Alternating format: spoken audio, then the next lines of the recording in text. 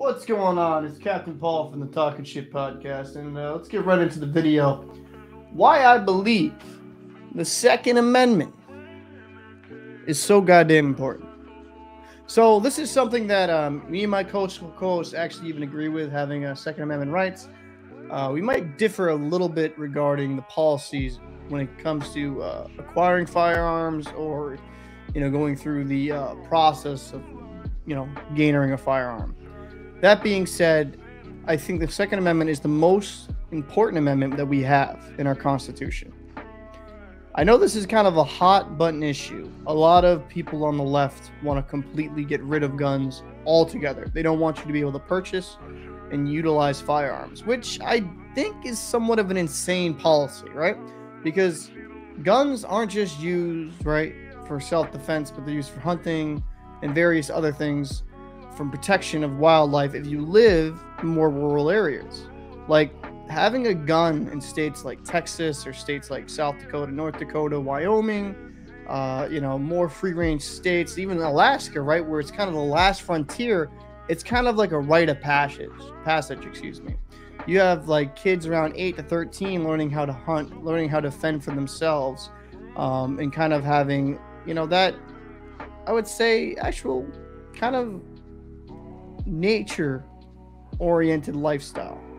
Now that might draw some people. They're not green, they don't care about the environment, but a lot of people that use firearms do gain their substance from the earth. There's something very holistic about that side of the firearm community that people don't want to have that discussion. They just view guns as like some maniac going off into school or some insane person going into a hotel and shooting innocent people. They see these incidents of madness from people, right?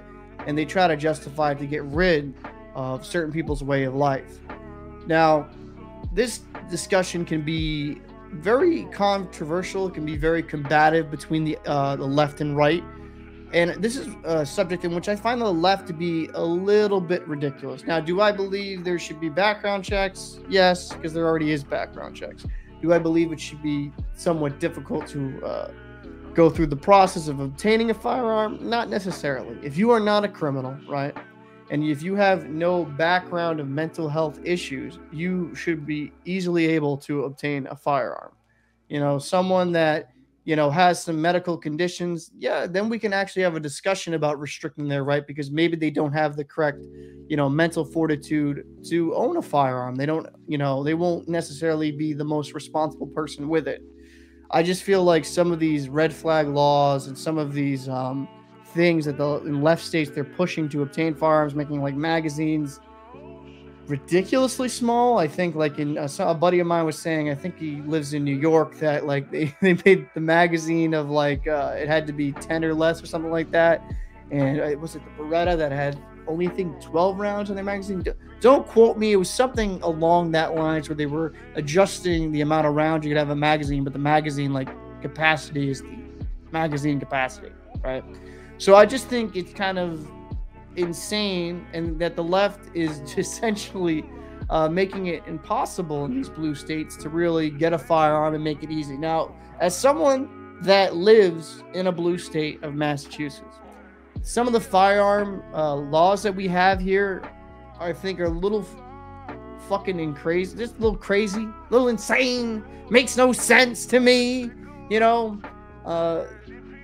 It shouldn't be, oh, you can have this, you can have this firearm, but you can't have this one, and there's only slight adjustments to it, right?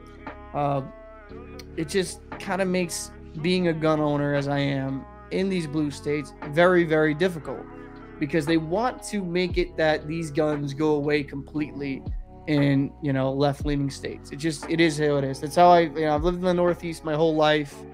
I couldn't tell you how many times I've seen people's try to propose bills to completely make getting a firearm essentially impossible.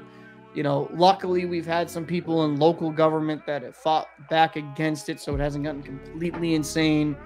But it makes some of these laws they try to pass, and even some of the things they say, the talking points, saying, oh, well, you need a background check. Well, you get a background check. Oh, you can buy a gun at a gun show without any background check. That's not true.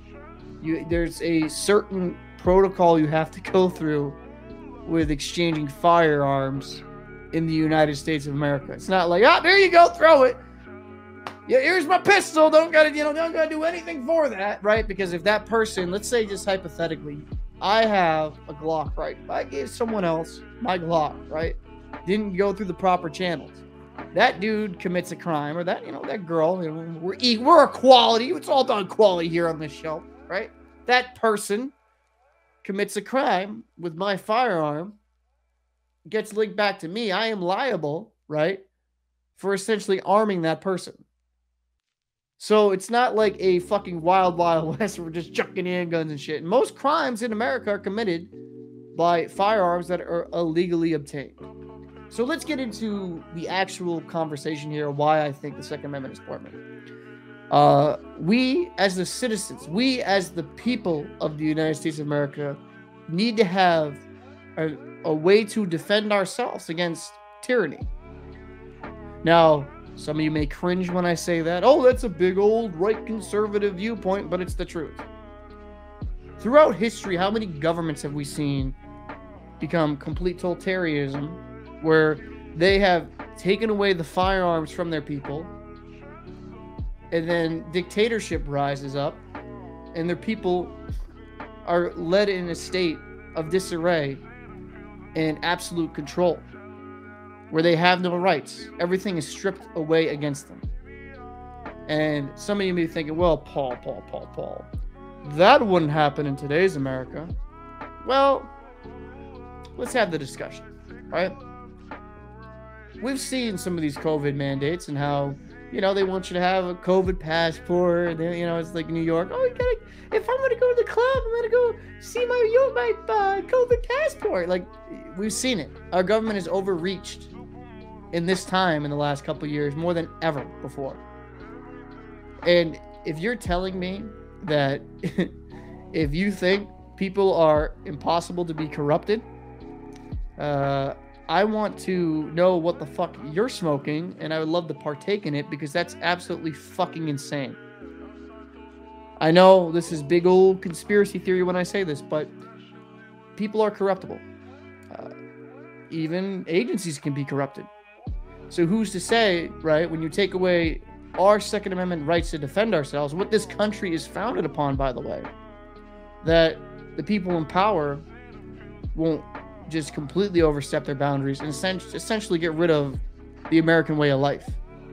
And that is something I actually do worry about. We have seen in these past couple of years more overreaching policies than ever before, affecting Americans' ways of life, and honestly destroying the mental health of American citizens. Some of these policies by COVID, I feel like was a test by a lot of these government officials to see how truly far can we go until they revolt up against us. And it kind of goes along the line of thought that if you really think about it, a lot of people are completely fine being told to stay in your house for 2 weeks and don't get out, or we're gonna fucking beat the shit out of you. People will just comply. It's far easier to comply. It takes a lot more gumption, a lot more, I would say, bravado to stand up for yourself. No, fuck you. I'm not going to go stay in my house for 2 weeks. I got shit I got to do. I got to go work. I got to live a life. But Big Daddy government don't want you to do that.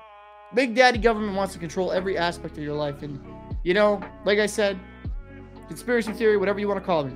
But to me, as an American citizen, to me as a gun owner, I may not necessarily agree with every single talking point for a person that says that they're pro Second Amendment. But at the heart of the argument, I think we all agree. It is an undeniable right of an American citizen to have the rights to protect themselves and rise up against tyranny. Germany, Italy, Russia. I can name countries and eras of years gone by numerous amounts of times where the government has overstepped their boundaries and have stripped the rights away from their citizens. We were developed We were born from revolution. It is the American way to stand up for oneself and not let anyone tread on them. So I think this is our most important amendment. This is the most, I would say, soul in our Constitution, because what it stands for is that we, as United States of American citizens, will do is always rise up against those unjust and those looking to rule with ungodly type ways. So this is my opinion. I would like to know what your opinion is down below in the comment section. For Captain Paul, this is a Talking Shit podcast. I'm done talking my shit, and I'll see you in the next one.